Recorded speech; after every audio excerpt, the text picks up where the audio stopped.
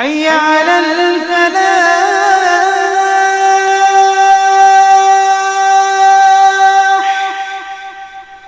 حي على الفلاح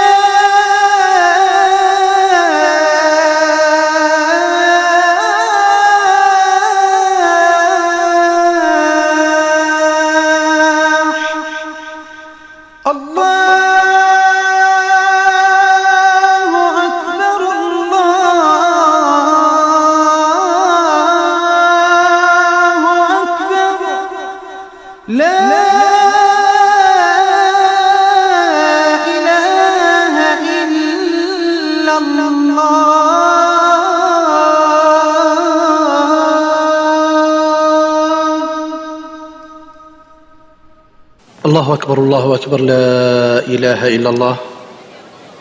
اللهم صل على محمد وعلى آل محمد كما صليت على إبراهيم وعلى آل إبراهيم، وبارك على محمد وعلى آل محمد كما باركت على إبراهيم وعلى آل إبراهيم في العالمين إنك حميد مجيد. اللهم رب هذه الدعوة التامة والصلاة القائمة آت محمدا الوسيلة والفضيلة وابعثه مقاما محمودا الذي وعدته. اللهم آتنا في الدنيا حسنة وفي الآخرة حسنة وقنا عذاب النار. اللهم بك نحيا وبك نموت وإليك المصير. رضينا بالله ربا وبالإسلام دينا وبمحمد صلى الله عليه وسلم. This Azan is sponsored by UK Islamic Mission, serving humanity since 1962. Broadcasting 24 hours a day, 365 days a year. This is Salam Radio. This is indeed Salam Radio at 5 on Thursday, the 6th of February. Welcome to Community Matters, the live radio show for all communities across Peterborough and beyond, with me, Adrian Holdstock. Community Matters asks questions that matter to our community life. Coming up on the show tonight in the second half, we will be hearing about feeding the homeless and hungry in Peterborough. But my first guest is Kim Rossiter from the Peterborough Kids Fest. Welcome, Kim. Hello, how are you? Hi, fine. Great to see you. Great to have you with us. Thanks for having me. Hey. Now, there's a great event coming up this weekend at the Peterborough Showground. Tell us about it. That's right. It is at the Showground, but we are definitely indoors inside the arena. Ah. It's not outside. Okay, so whatever the weather, and it's going to be very windy on Sunday. And rainy, I think. Oh, dear. Yeah, so don't worry. Okay. The show will go on. Yeah, absolutely. So the Peterborough Kids Fest is an enormous indoor festival that's dedicated to children. So get lots of events that are family friendly, but not much actually that's just for children. So the ethos of the festival is that we would entertain, educate and inspire all the children that come along, and it's aimed at 1 to 14-year-olds. Gosh, that's quite a spread. It is quite a spread, but I think we've got the right mix of activities because we've tried to have all areas covered. So if you love fun and inflatables, we've got 2 enormous inflatable obstacle courses. We've got the Dragon obstacle course and the Knights and Princesses. If you like going up to Disney New Heights on Helter Skelters, we've got 10 metres of Helter Skelter for you. Yeah. We've also got, I love this one, a raised pirate ship. Now this is an inflatable that moves as if you're riding the waves. Oh. Fantastic. Right. And then if we've got sports, Vivacity are going to be there. They're going to be providing loads of different sports, from futsal, which it is like an indoor type of football, volleyball, handball, hockey, dodgeball. We've got karate from Hicks Karate. They're coming along. They're local to Peterborough. We've got arts and crafts. We've got contemporary dancing. We've got farm animals, zoo animals from Hamerton Zoo Park. There's so many different activities. It really doesn't matter what your child is into. There's something there at the Kids Fest. So there's things to see and just to browse, and then to take part either individually or maybe as groups and teams. Yeah, absolutely. So I wanted the festival to be about doing rather than seeing. There are experiences or events that you can go along and meet your favourite actor from your TV show or children's television presenter. I wanted this festival to be about doing and interacting. So that's why it had to be about the sort of the educate, the entertain, the inspire. So, I'd really love, first off, for all the kids to be so tired on the way home that they fall asleep in the car. But the secondary aim that I've got is that I would love a child to come along and say, for example, do our photography workshop and learn how to take brilliant photographs on their parents' maybe SLR camera or mobile phone, and then that really inspire them going forward so that they take photography on as a hobby, or contemporary dancing or karate or reading or mindfulness. There's so many different activities. We've got Fossils Galore coming over from March just outside Peterborough. Jamie Jordan's a paleontologist. He's going to be teaching children how to excavate and do fossil hunting. Okay. So there's so many, there's a real spread of science and arts and sports. I noticed it's advertised for children from aged 1 to age 14. That's right. And I'm thinking there's a lot of very different types of activities that you need to offer. Yeah, well, for the younger end of the age spectrum, we've got the under 5 zone. And the under 5 zone doesn't mean that they can't go out of there. They definitely can. They can enjoy as much of the festival as they'd like. But the under 5 zone is an area where I know for certainly my peace of mind as a parent myself, I've got a 3 and 4-year-old. 8-year-olds, 10-year-olds, 12-year-olds can be quite exuberant and run around and not notice the little ones quite so much. So it's an area of the festival, 'cause it's an enormous arena. It's an area of the festival where the younger children can wander around without the fear of being taken out by a 10-year-old. Right, so parents would need to stay in touch with their children. Yeah, definitely. Children have to be accompanied at all times, regardless of their age. Right. So, yeah, absolutely. Yeah, gosh. Just give me an impression of what happens when somebody arrives at the showground. There's obviously very well organised car parking, and then you're going to go into the facility itself. Yeah, so we've got free flat level car parking. You'll then go through to our ticket booths and either show your ticket if you've prepaid a ticket, or you can pay with cash or card. And then you'll get one of our amazing flyers with a map of the festival, and on the back is all the information about the activities that are running all the time, and then some activities are running at particular times, just the way they're organised. So then you'll go into the arena. Doors open at 9 a.m. on the morning sessions and 2 p.m. in the afternoon sessions. Go into the arena, and you then have 40 activities which have all been included in the ticket price for you to choose from. That was good, because I was going to ask, have you got to pay extra? No, that was a really important thing for me when I was thinking about putting the festival together, because I've been to other events within the county where I paid 20 quid to get in, another 25 quid on lunch, because I'm never organised enough to do a family picnic. It never happens. And then you have to keep shelling out £2 a pop per child for them to go on the merry-go-round or the whatever. So I really didn't want it to be like that at the Kids Fest. I wanted parents to be able to know that they don't have to keep putting their hands in the pocket every 5 minutes. There are a couple of retail opportunities throughout the festival, and we're also fundraising for the Amazon Children's Ward of Peterborough City Hospital. So if you want to come and take part in our arts and crafts activity, we're asking for an optional donation. It's not obligatory at all, but if you'd like to give something towards the Children's Ward to try and help them make the young patients' lives there a little bit brighter, in making their experience there a bit more comfortable, that would be marvellous. At the Arts and Crafts, there's 2 options of activities that you can do. Silk painting, and we're actually also creating an Amazon-themed mural, which are then going to be donating to the Children's Ward itself. So we're going to bring a little bit of the Kids Fest to the Amazon Children's Ward. Oh, that's wonderful. A lovely way to give back. Yeah, that was really important to me. We're all going to go and have a brilliant time on Saturday and Sunday. I wanted it to try and spread the love as much as possible. Yeah. And you've been the instigator and the planner of this? It was actually my husband's idea, first of all. And then I Well was done, like, hubby. well done, hubby. Yeah. I was like, oh, that is a brilliant idea. Surely someone must be doing this. And actually, they're not. There's nothing like this in Cambridgeshire or on this side of the country at all. There are some a bit further afield. There's a brilliant one over in Shropshire. But this side of the country, there's nothing like this. And it's never happened before? It's never happened before. So it's this the is first the first time. ever It's the first Peterborough ever. Kids Fest. Yeah, hopefully the first of many. I do hope many people will come. Have you sold many tickets? Thousands of people have already bought their tickets, which is gosh. fantastic. But Wow. we have lots of room for lots more people. Yes. So advance tickets are still available. They're available until 8:30 on Friday night on our website, thekidsfest.co.uk. Thekidsfest.co.uk. That's right.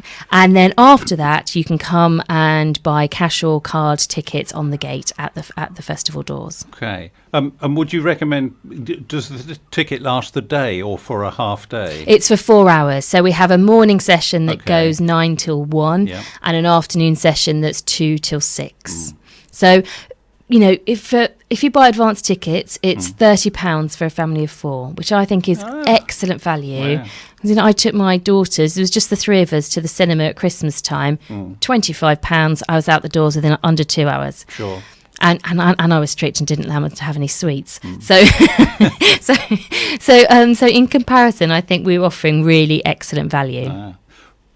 But you've got a few thousand people already booking tickets. Yes, Have you got any space left? we've got lots of space left. We can okay. fit in lots more over the Right. course of the weekend. So Okay. if it's a last minute, I know the weather's going to be not so great on Sunday. So if it's a last minute decision, come along. We'll definitely be able to fit you in. Where have you found all of the people and the equipment to provide all of these services? As much as possible, I've really wanted to work with small independent businesses that are from Cambridgeshire, Peterborough and Cambridgeshire. So all our inflatables come from Inflatabouts out near Sawtry. I've been working with, actually, because we live in St Neots, me and my husband, so I've got St Neots companies coming up, such as Dewey School of Dance, doing our contemporary dancing, and I've got Storytime with Molly doing our story time. Carol Ann Photography, she's from Ellington, so, you know, all that sort of way. And then I've really wanted to work with, Peterborough-based businesses. So we've got Vivacity, Fossils Galore, we've got Wickham Pastures, a local, as well as Hamerton Zoo Park. So I really, as much as possible, I wanted to bring as many local businesses in, rather than going to, I don't know, the big name, the big commercial companies who get lots of advertising and all that anyway. So I'm a big fan of local businesses. Now, I'm told that you have a day job as well, I do. which is in television. That's right, yes. I'm a television producer by trade. Right. I know that where children are involved, we have to be sensitive about filming. But are we going to capture some highlights for, you know? For the festival, yeah, absolutely. So we are going to have an official photographer that's going to be operating throughout the festival. So he's lovely. His name's Simon. He was going to be wearing an official photographer's T-shirt. So you'll know who he is. He'll have one of our lanyards. And, you know, he'll ask the parents if they mind if they're going to be taking a picture of their child beforehand. But, you know, just expect a photographer to be there, because we want to be able to share all our moments and special memories of the weekend on our social media after. Absolutely. And let people know what a great time thousands of families from Peterborough have had. That's right. And they'll right. all be champing at the bit for another event. Yeah, I hope so. I really do hope so.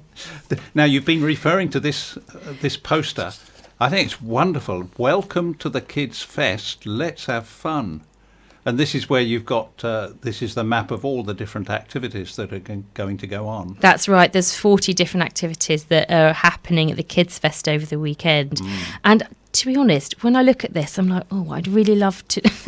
You know, when you're choosing activities, I think, oh, I'd like to do that. So actually, parents, you're not allowed. This is just for the kids. Right. So we can't have parents climbing the stairs for the Helter Skelter. No. No. I mean, I may sneak on before the doors open. Don't tell anyone.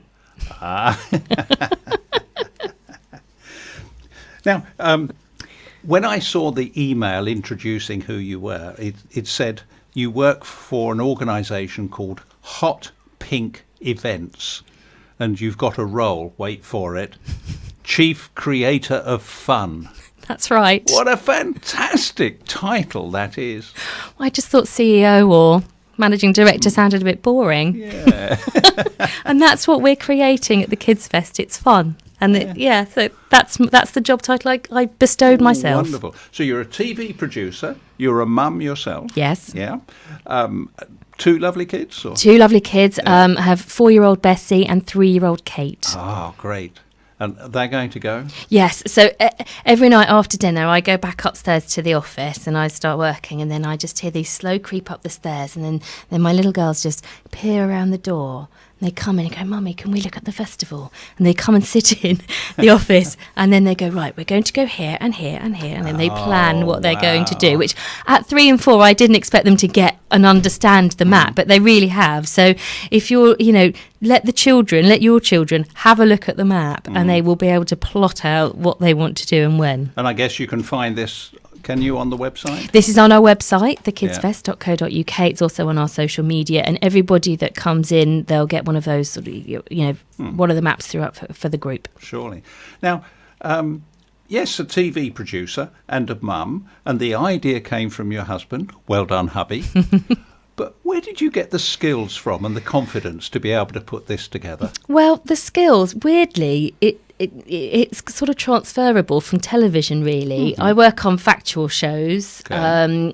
Things like, in the past, I've worked on The Apprentice a very long time ago. Oh, wow. MasterChef, First Dates, the sorts of programmes I've worked on. And all of those are sort of very big shows where you can go into a location or an environment and essentially take over for your period of filming. And so my job as a producer is to come up the idea of what are we filming, when are we filming, how are we filming it. And essentially, I've applied the same techniques to this festival that we're creating, but I don't have to worry about 15 different cameras. So in lots of ways, it's less work, less stress. Well, thank you on behalf of all of Peterborough and beyond for this effort and enthusiasm you've put into this. It's been a thoroughly enjoyable experience. I've absolutely loved it. It's so creative to come up with. It's been brilliant. Do you know, I always see when I watch films, and particularly television programmes, and you get the credits roll at the end and it says directed by and produced by.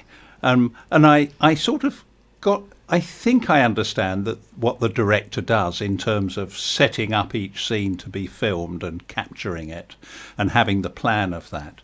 But I've never quite got the input, the vital importance of the producer.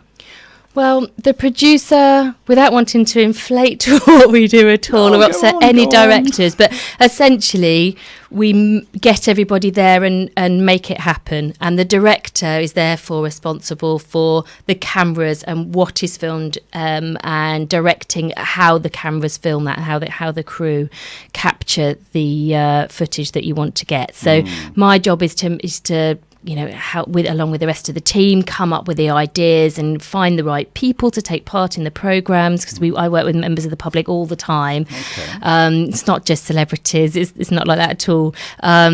And so, we get everybody together, and then the director will say, I want the wide shot or the close-up or those sorts of things. So that's how it works. But, it's an enormous team effort, a television show. No one is any more important than anybody else. But it's a brilliant industry to work in. How did you get into it? Well, I did my media degree, which you don't have to do at all to get into television. And then I got a job at the BBC as a PA, covering maternity leave. So it's just, in fact, I've never had a permanent job in television, not once, not ever. I've just been freelance always. And from there, I met an executive producer, and she needed someone to work on one of her new shows, and I applied for the job, and it took off from there. And that was 17 years ago. Very long time. It sounds as if you've really been motivated and inspired by the work you've done. I really have. Television, you're sort of trained for nothing, but you're trained for everything. You have to have so many great skills as a television producer or to work in the industry. you have to think creatively, you have to be able to think on your feet, you've got to be resilient, you've got to have courage and fire in your belly in the right way. So, all the things that you need to be able to put together a great festival and work with thousands of members of the public and try and give them the very best time. Television was a great training ground for me. The thing about television, particularly when it's recorded television, is you can always take the shot again. You can, but sometimes there are things you can't get again. Yeah. So someone's reaction. If we were filming in this studio and we wanted to get your reaction as a surprise guest came in the door, you're only going to react that way once. Ah, yes. Okay. So there's some things you can't get twice. Can we just film that again? No, won't be as good. Yes, sure. So, but there is something about films being made, and that's where the role of the professional actors come in that they can create the facial shots and the body language and the expression and the words. I was actually thinking about that weirdly today, that I think for actors it must be incredibly difficult to continue to be surprised if that's what a scene requires and you're on take 22. I've never worked in drama. I've always worked in factual television. Okay. There's a division. You're factual, or your sports, or your drama, or your news, and there's not that much for producers. There's not that much fluidity and moving across their genres. But it must be difficult. You can sort of see how they justify the salaries. Now, have you ever had anything go wrong? On a television shoot? Yes. All the time. Oh. And nothing where everyone's been injured or hurt, thankfully, touch wood. But things go wrong all the time, and sometimes that's when the best things happen. Things you weren't expecting, things you didn't plan for. And that's part of the resilience, I think, that television has given me, to know that no matter what happens at the weekend, the show will go on. And this show will go on. Absolutely. It's fantastic. Let's have another look at this programme. I think maybe on our camera we can just about see this layout here. We've got indoors and important to say, it is indoors at the East of England Showground, at Peterborough Showground. There's an under 5 zone. There's all sorts of different activities. There's a disco, a sports zone, fossil hunting, an earthquake workshop. That's right. I've got some scientists coming up from University College London, and they are going to be teaching children about what earthquakes are, how they work. They're then going to be invited to try and build their own shake-proof buildings, which they can then test on a vibrating table. Which just sounds brilliant. I can't imagine.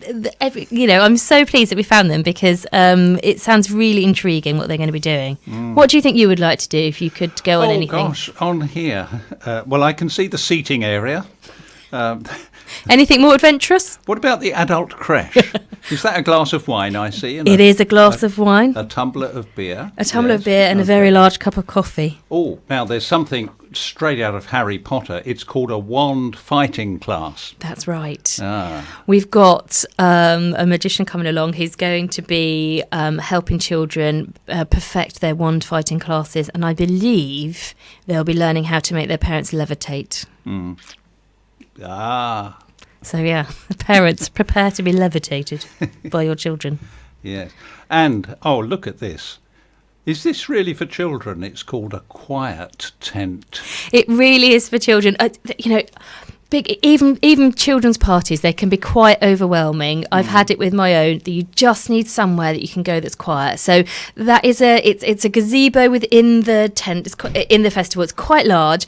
It's shoes off, foam mats, lots of cushions, and it's just in the quietest corner away from as much noise as possible. So the disco is at the most opposite corner to the quiet tent. So it's as quiet as possible can be.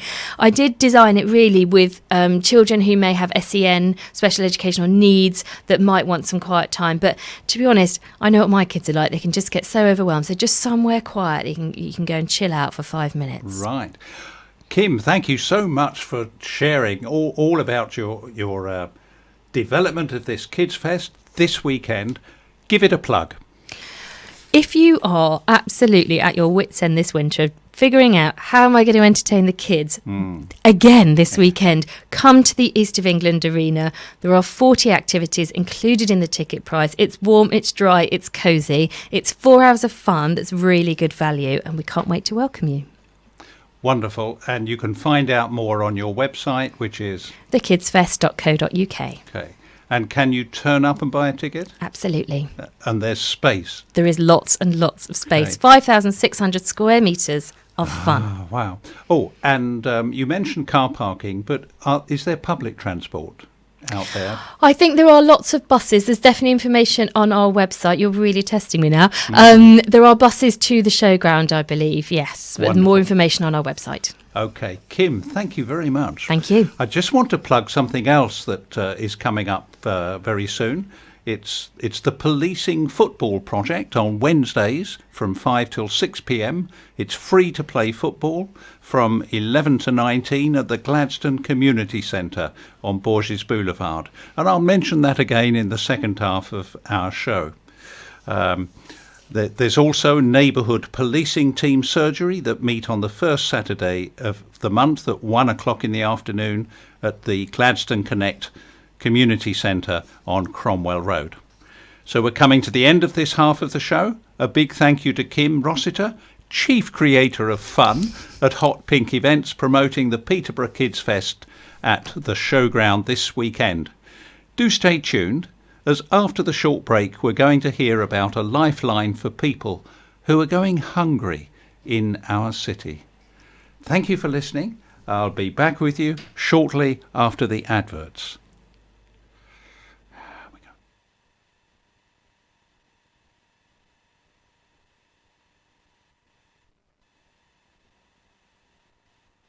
Stay tuned to Salam Radio after this short ad break. Here at Children of Adam, we believe water wells and hand pumps are a significant step to empowering people to live their best life. A hand pump donation is an excellent form of sadaqah jariyah for loved ones, including those who have passed away. Sa'd ibn Ubadah reported, he said, "O Messenger of Allah, the mother of Sa'd has died, so what is the best charity I may give on her behalf?" The Messenger of Allah, peace and blessings be upon him, said, "Water." Sa'd dug a well and said, "This is for the mother of Sa'd." A water pump is £150. Please donate by visiting childrenofadam.net or call us on 0300 321 0032. Had a car accident or an accident at work? Accident specialists are experts in no-win, no-fee accident claims. Leave the hassle to us. Our multilingual settlement experts will manage the entire claims process on your behalf, with nothing to pay up front. We provide services such as credit hire, taxi vehicles, recovery, storage and much more. For full details on our range of services and a free consultation, call us on 01733 555 774 or visit our office at 249 Lincoln Road opposite the NatWest Bank. Accident specialists. Start your successful claim today.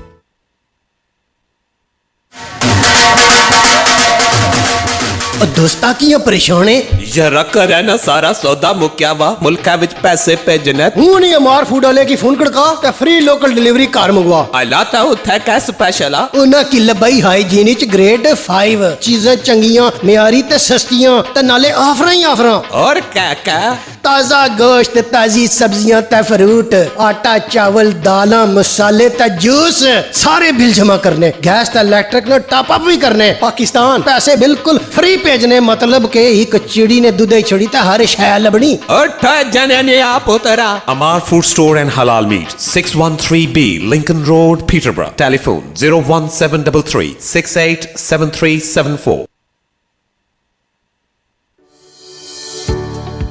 Tired of going to the butchers for your halal meat? Haji Baba is now open in Asda. We've been in Asda for over 10 years with over 45 counters nationwide. Come to us for better packaging, variety and great quality. Chicken breast, cubes or mince, only $3.99 a kilo. Lamb or sheep leg, shoulder or mixed, for only $6.99 a kilo. Baby chickens, only $1.99. All your halal meat and grocery needs under one roof. Haji Baba Halal Meat. Find us in Asda. Feel like some great tasting chicken tonight? Great meal deals, wraps, burgers and sides. We've got it all at Chicken Palace. Call and collect at 302 Lincoln Road on 01733 702 447 or 8 Park Road on 01733 343750. Chicken Palace, open 11 a.m. till late.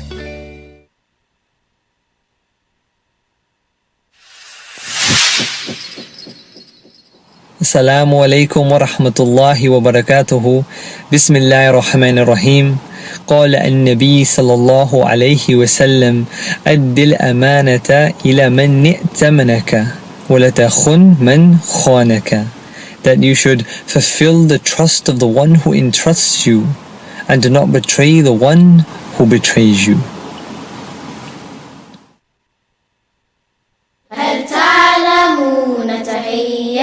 Broadcasting 24 hours a day, 365 days a year.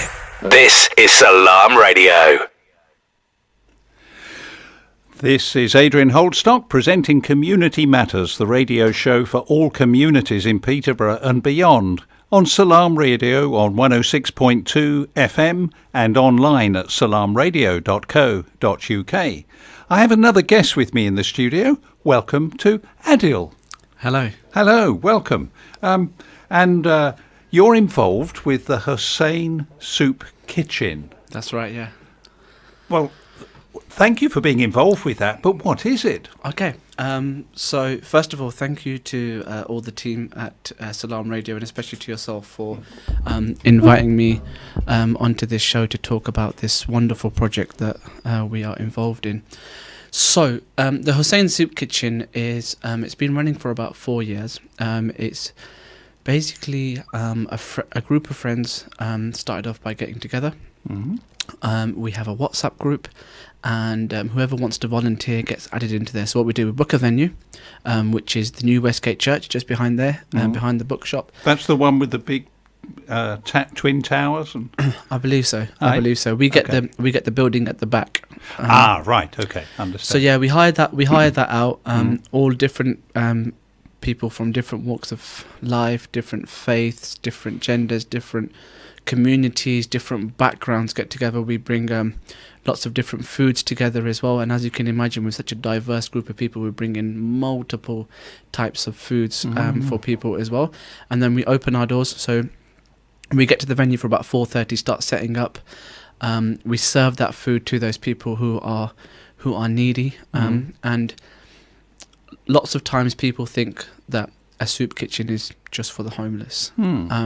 However, our doors are open to everyone. So we do have homeless people there. We have people who are not homeless but are needy nonetheless as well. And the purpose of our soup kitchen and the name Hussaini Soup Kitchen comes from our holy Imam Hussain, may peace and blessings be upon him, who was the grandson of Prophet Muhammad sallallahu alaihi wasallam. May peace and blessings be upon the greatest of creation and his holy progeny. So it's in his memory, who gave his life so many years ago for a mission, and a mission of peace, love, and above all humanity. So this is our way of remembering Imam Hussain, and at the same time serving our local community, because as they say, charity starts at home. Surely indeed. I mean, I think it's a lovely idea that you're drawing people from different parts of the community, and people of different faiths, and perhaps of no faith, but who have a heart for wanting to serve their fellow humankind. Absolutely.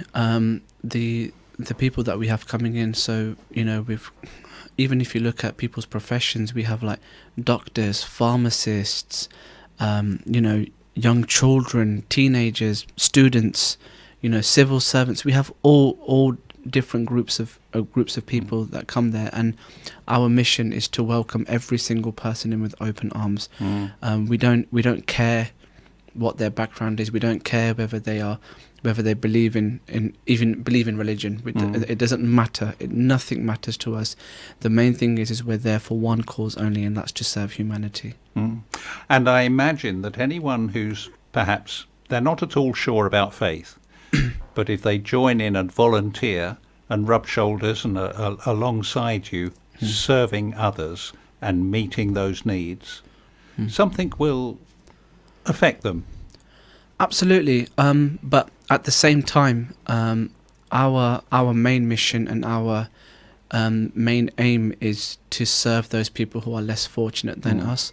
You know, our whatever walk of life or whatever path anybody wants to follow, we respect that. But there's one thing that we all have in common, and that's that we are human. Yes. And that is the biggest thing for us. And when it comes to the category of humans, we're all equal. Surely. And in my own Christian faith, we have a saying that we are made in the image of God, which means that we are holy ourselves, and that every other human being is important.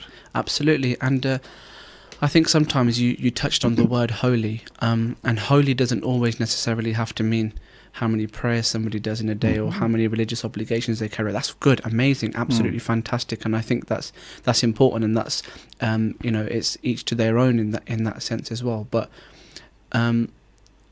we believe that at Hussain Soup Kitchen, the humanitarian work that we do, that is one of the holiest deeds anybody could do. And there's no religion, whether you come from Christianity, Islam, Judaism, even if you're an atheist, you know, there's no such thing as humankind, is there? And serving mankind, nobody can deny the goodness of that. Absolutely. Now, let's look at this from a point of view of somebody who's partaking and coming. When is the soup kitchen open? So, what we do, we booked the venue. So we started off originally because I wasn't involved from the start. So I must give fantastic credit and a mention to some of the brothers and the sisters. Okay. Muhammad Siddiq Jafar, Qasim Kurji, Mehjabin Kurji, his wife, Mumtaz Rajab Ali, Sajjad Jivraj. Those are the people that set up the soup kitchen originally, and I apologize if I have missed any of the members of the organizing team. Well, we say many congratulations and thanks to them for their vision and their persistence in founding this. And that, I'm told, is 4 years ago now. 4 years ago, yeah. We celebrated our fourth anniversary last month. I came onto this project and became more aware of it around, I'd say, coming up to about a year. But it says quite a lot that 3 years into it I realised how important it was, and I wish I'd been there before. But that shows the vision of the brothers and the sisters who came together to start this, and it's absolutely fantastic. So basically what we have the venue booked out. We go in, we open the doors, get set up. There's loads of tables, chairs. We get all those tables and chairs set up as well. Then we bring in the food, warm it up. We start filling, like hot water bottles as well, so we can serve tea and coffee. We start getting all the plates and stuff ready as well. And credit goes to all our volunteers, all our unsung heroes who, some like to be mentioned, some don't like to be mentioned as well. But as a group, it's amazing, and we have such a good vibe there. We serve that food, and everybody who comes through those doors, we welcome them with open arms. And this is happening on, is it one Saturday or 2 Saturdays a month? We do it 2 Saturdays a month, so we were hoping that we could make it fortnightly. However, due to venue restrictions, what we have is we have it on the last Saturday of every month and the first Saturday of every month. So it ends up being 2 consecutive weeks. Then we have a break, and then again. But hopefully, one day we do have a dream, and we do have an ambition that we can run it on a weekly basis. And who's to say we couldn't do it on a daily basis? Indeed. I mean, it's like the winter night shelter has just some government grant funding have been received by Peterborough City, and the winter night shelter will now be the year-long night shelter for homeless. Amazing. They're hopeful to get that started at the end of this winter. That's true. That's truly amazing. That is truly amazing. Because it's not only about giving people shelter who then continue to suffer no opportunity for having a roof over their head. Yeah. But it's also, as they're given shelter and food and the opportunity for medical support and so on, it's also that discussion and help and support to enable people to find the benefits, the accommodation, the work, absolutely, to get themselves back into good citizenship. I think the other thing is, sorry, do I refer to you as father or Vic? No, just Adrian. Reverend Adrian. Please. Okay. Yeah. So, Adrian, I think all these projects that you've discussed, like the winter night shelter, we have our soup kitchen where we're doing a small sort of act for humanity as well. But if you look around, there's so many different schemes that are running, and like soup kitchens. I know there's one that runs in the Wellington Street car park. There was some running behind the brewery tap. There's things running in Woodston as well. Yeah. And I think that says a lot about the community of Peterborough. Yes. That there is an issue with homelessness, and it's not something that we can cure overnight. But what we can do, I'll tell you what, as a community, we have really stepped up to help those people in need. And I think that's testament to the community of Peterborough at large. Not a a word of praise for any particular faith or any particular organisation. I think across the board it's been a united effort, and it truly does say a lot about the community of Peterborough, and I'm sure you'll agree with that. Absolutely. We will not be defeated by poverty. Absolutely. And in fact, although there are many different agencies providing related services, there is an organisation, and I know you're part of it because it shows up on your Facebook page, called Safer Off the Streets. Yes. And that coordinates the voluntary offerings of various organisations. So, for example, Safer Off the Streets would negotiate with organisations and say, well, if Hussaini Soup Kitchen are providing meals on a Saturday afternoon, then somebody else is providing meals and thinks, should we do Friday or Saturday or Sunday? They can coordinate that. I think that's fantastic, and every organisation is open and willing to work with each other as well. With the Hussaini Soup Kitchen as well, I must say a special thanks to Councillor Amjad Iqbal and also to Councillor Dr. Shabina Qiyum, who have become pivotal volunteers at the soup kitchen as well, and have also pledged that in the future, that from their councillor budget as well, they will be hopefully donating some of their budget towards the Hussaini Soup Kitchen as well. I think just giving the budget is quite is a testament to them as well. But the fact that they've said that they become and actively help out in the soup kitchen as well says a lot about them as people as well. Sure. Now, we were talking about from the point of view of somebody who may feel, I'm only going to get a meal today if I go to the Hussaini Soup Kitchen. They would turn up on the first or the last Saturday of the month at the back of Westgate Church. Yep. And I think it's 5 o'clock it starts? Yes. So the doors open at 4:30, but we start inviting people in at 5 o'clock because from 4:30 to 5 we set up. Right. So at that time we don't allow anyone to come in because there's a lot of setting up to do. Of course. But then by 5 o'clock, and then we close our doors at about 6 o'clock, 6 o'clock. Okay. So they would come in at 5 o'clock. And what would they expect to be offered? Okay, so they walk in through the door. So we have our table set up where it's got all the cutlery, so their plates, fork, knives, whatever. And then just across there, it's wonderful how it's set up actually. So it's a perfect venue for us. We have our team who will serve the food to them on plates. As they pass, and another thing as well that I'd like to mention about our soup kitchen as well is that we don't like, well, first of all, because of the climate, and we don't like serving in like plastic plates or plastic cups unless we have no other option. But we normally serve in proper plates, proper glasses as well, so that the people who are coming through the door feel that they have a sense of importance and they're delivered a proper meal, and it makes them feel a bit valued and appreciated as well. We don't want to feel that way, and obviously also climate change as well. We don't want to help the environment as well by not using too much plastic. So yeah, they come in, they get their food. As they turn around, we have a little section for tea and coffee. However, what we do is we ask them what they would like: tea, coffee, 2 sugars, the normal order. We'd ask them to go and sit down, and we bring them the tea and coffee to them. So we serve the tea and coffee to them. They're served at the tables. They're served. Absolutely. They're given a seat. They're made to feel welcome. And then what happens is we have a table for desserts as well. This is particularly where our younger members of the Hussain Soup Kitchen, who I have to give a huge mention to. You know, we've got kids coming in from anything from 5, 6 onwards to 13, 14, 15, 16, 18 year olds. You know, like I said, it's such a diverse team that we have. They serve the desserts, and then we serve it in plates for them as well, not just a box of desserts and they just carry out the desserts. We serve it in proper plates for them as well. And then we'll have a team who will go around making sure everyone's okay as well, having conversations with people, making them feel welcome, see how they are as well. And it's truly a heartwarming feeling.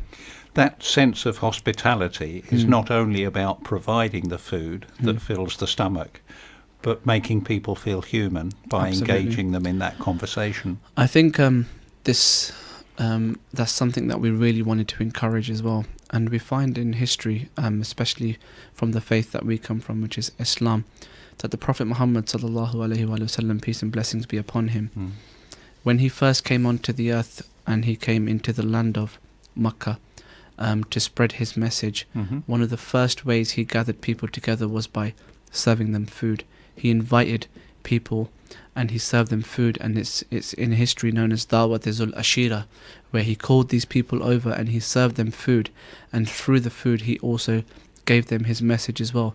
And that hospitality and that care and the fact that we take care of our guests is a religious obligation for us as well. Some could say it's cultural as well, but first of all, it's a religious thing that we take care of our guests as well. So every single person who walks through that door is our guest, and that's upon the path of our holy blessed Prophet Muhammad sallallahu alaihi wasallam. So, roughly how many people come and participate? How many volunteers and how many guests? Adrian, volunteers-wise, it can be anything from 7, 8, 9, 10 to 15, 20. You know, we've had number of volunteers, and as far as attendees go, we can get anything between 30 to 60 people. Yeah. Gosh. Yeah. That's a lot. I think more towards the 30 mark. I don't think but we have had days where we've had a lot of people come in. But it's fantastic, truly fantastic. You may have to spread the food a little bit if you get. Yeah, if we get too many people coming in, so it's just a cute. But the way we've set it up as well, which goes to credit goes to the organising team who set this up initially. They've really made it a smooth journey so that there's not too many people clogged up and it's not too congested either as well. But like I said, this is the. I say the start of our journey, but it started 4 years ago and it's quite a long time. But we're hoping that this can continue, and our dream and our aims and objectives are that we can run this on a weekly basis, and then hopefully with the will of God, that we can do it on a daily basis. How amazing would that be if we were to be able to provide food to those who are homeless, needy, in need on a daily basis? That would be truly amazing, incredible. And it's a vision. It's almost like a dream at the moment, but who knows? But what a great thing to pray about! Absolutely, to be able to say to God, to Allah, may this happen. Absolutely. I think the other thing is as well is I'm a firm believer that when you make an intention and you make an intention to help others, God will, or Allah Azza wa Jal, God, whatever faith you want to refer to as God, He will open a way, and it's a way that you don't know. You don't know how that way is going to happen, but when it happens, you think, "Wow, how did this happen?" And it's at times like that when something happens and an avenue opens that you realize that the ayat of the Quran, where Allah Azza wa Jal says, "Wallahu khairul makirin," Allah is the greatest of planners. So we can't beat that.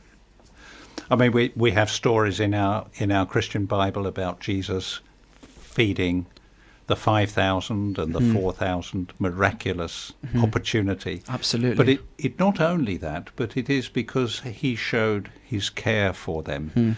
Not only they were following him for his teaching and his healing and miracles. Absolutely. But the greatest miracle was he saw their need to be fed. Absolutely. And he fed them.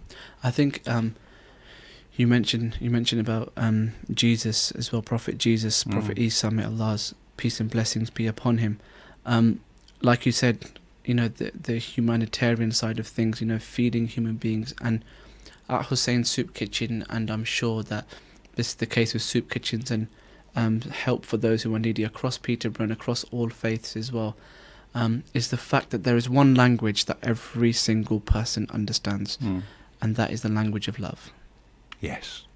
Whether you're a follower of Prophet Jesus, may peace, Allah's peace and blessings be upon him, whether you're a follower of Prophet Muhammad sallallahu alaihi wasallam, it doesn't matter who you follow. The language of love is a language that every single, not person, every single soul understands. Yeah, and when you hit a human soul, then you've brought them together, and there's nothing more warming than touching someone's soul.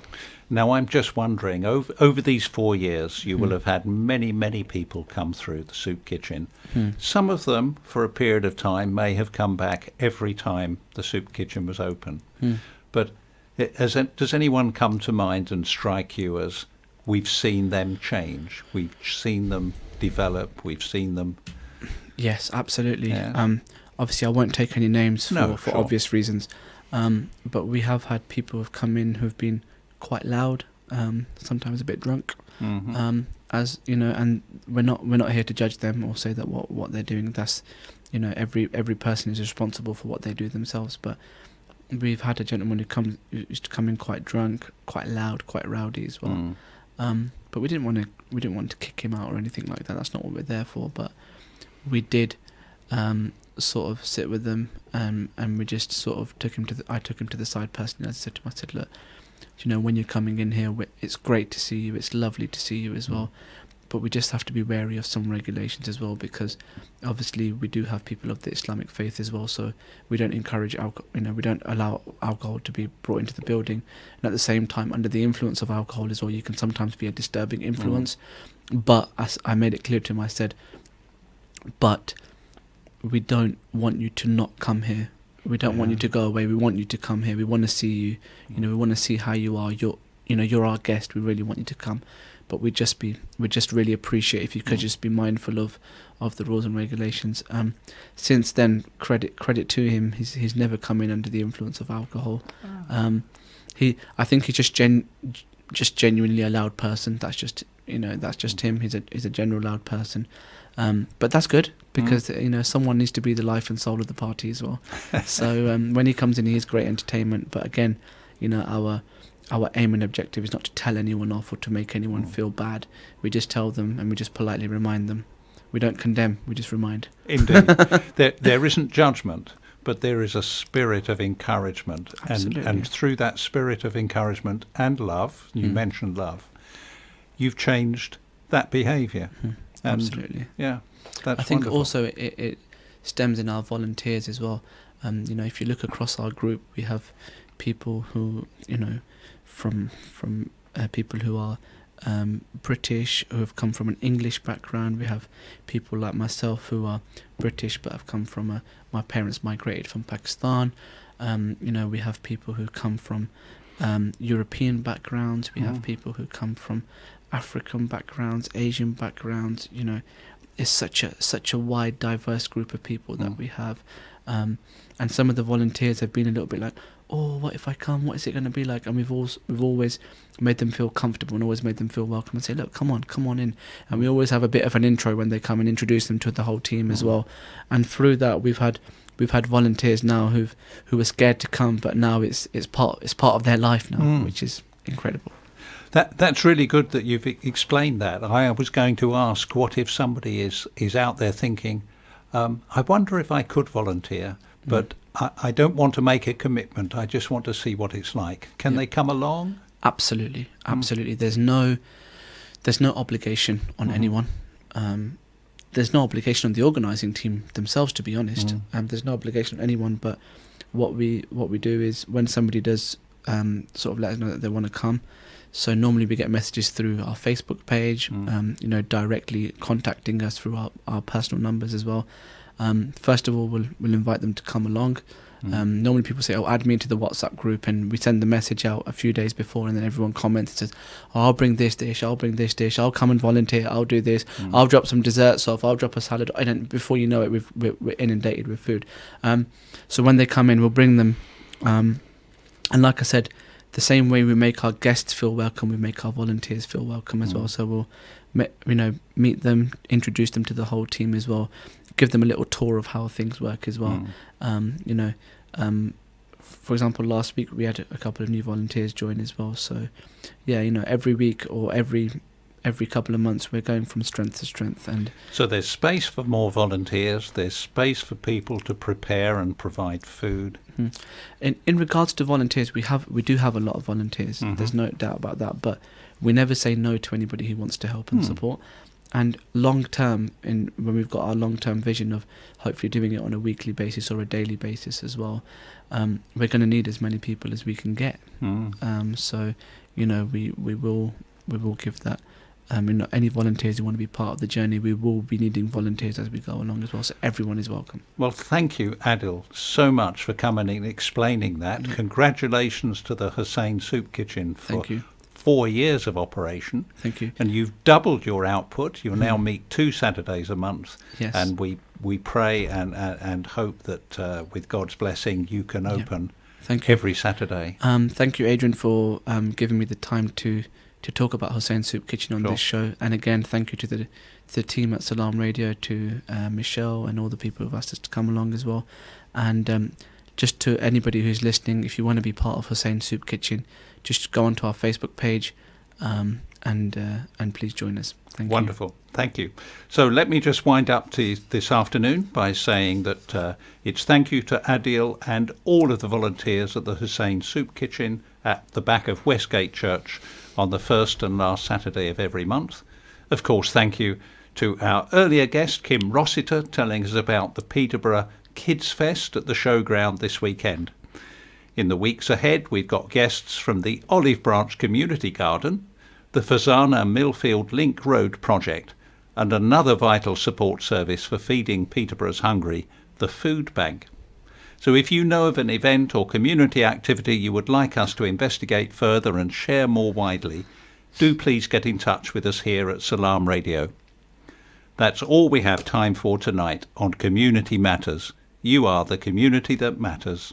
Salam, shalom, namaste. Peace of God to you all. Stay tuned to Salam Radio after this short ad break.